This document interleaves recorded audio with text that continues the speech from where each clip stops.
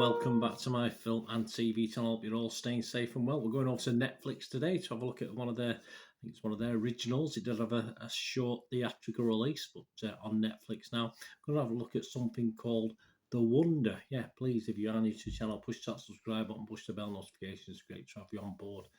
Please let us know your comments on this film or anything else to do with film and TV. It's great to hear from you.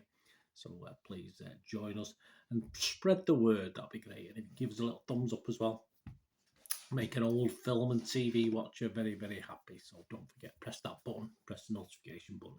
Right, The Wonder, a 2022 psychological period drama. 15 certificate, 108 minutes. Time-wise, it was fine. No real complaints about the time-wise. Directed by Sebastian Lelio from a screenplay by Emma Donoghue, who actually wrote the original, didn't she? Lelio and Alice Birch. Emma Donoghue wrote the original in 2016, and it was entitled the same name.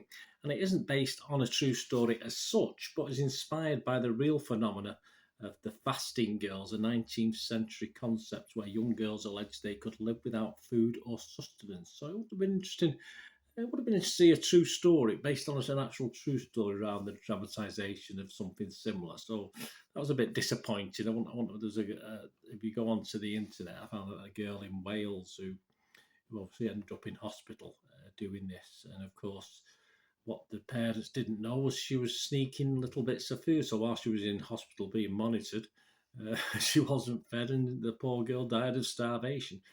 So, certainly the truth is probably makes interesting reading and would have made an interesting film. But hey, this is loosely based on that sort of thing.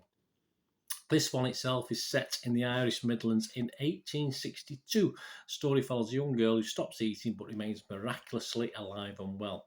English nurse Lib Wright is brought to a tiny village to observe 11-year-old Anna O'Donnell. Tourists and pilgrims mass to witness the girl, who's said to have survived without food for months.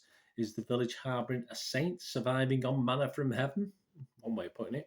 Or are there more ominous motives at work? Florence Pugh leads is the lead actress in this, or actor, I'm supposed to say now, answer. Tom Burke, Elaine Cassidy, Killer Lord Cassidy, Neve Algert, Toby Jones and Kieran Hines all star, plus some others as well.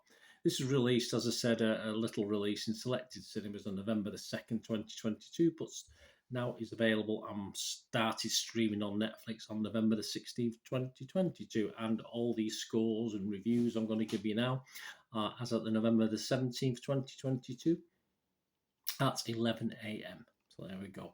So we go. The public. What about the public? What are the public thinking? We've had some feedback. 71% positivity on the Rotten Tomatoes audience. 3.7 out of 5. So a healthy 7.4 out of 10.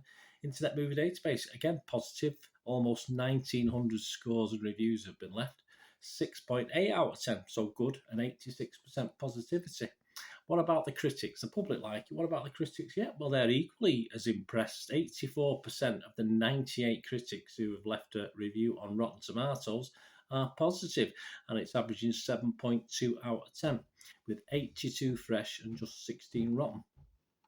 A couple of the fresh, we've got Peter Bradshaw from The Guardian here in the UK. He said, Pugh's sensuality, passion and human sympathy are the driving forces of a movie which might otherwise teeter under the weight of its own contrivances.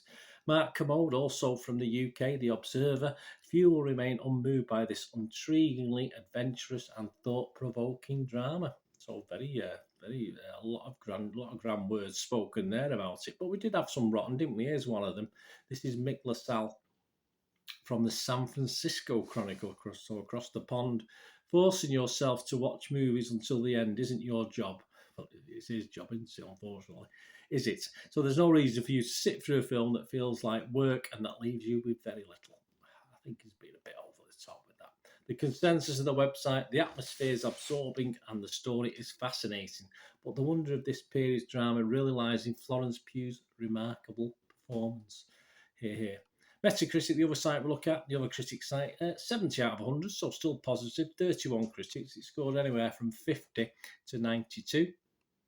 So no one actually hates it, but obviously that lowest score of 50, one of them belonged to Variety's Peter de Brugge, who said, an even-handed but ultimately preposterous adaptation of Emma Donohue's novel, co-written by the author herself, with an assist from Alice Birch.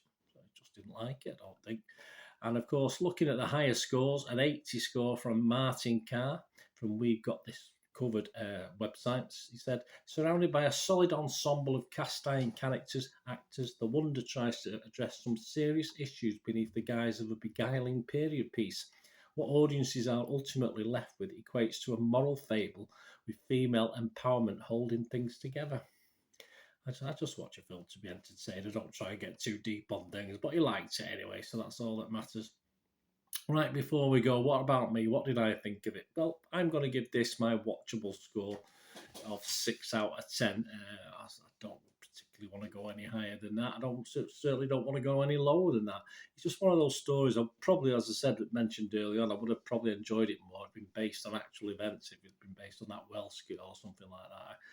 The principle of it's the same and it's okay, but it's all made up in someone's brain, which is fair enough. But obviously, as I say, there are interesting stories around, so why not pick one of those and use that? So anyway, it doesn't detract from it being an okay film, as similar things did happen in real life. So at least it was an interesting watch for me, if not actually riveting.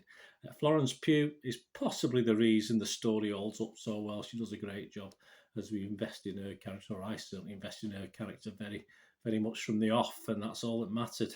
Away from Pugh's character, for me, lacks a little depth in background, story, etc. So just a little bit disappointing. A lot of characters we didn't really know anything about, apart from perhaps Pugh and one or two others. But I wouldn't have minded a little deeper storytelling. Not one of Netflix's worst period dramas, that's for sure.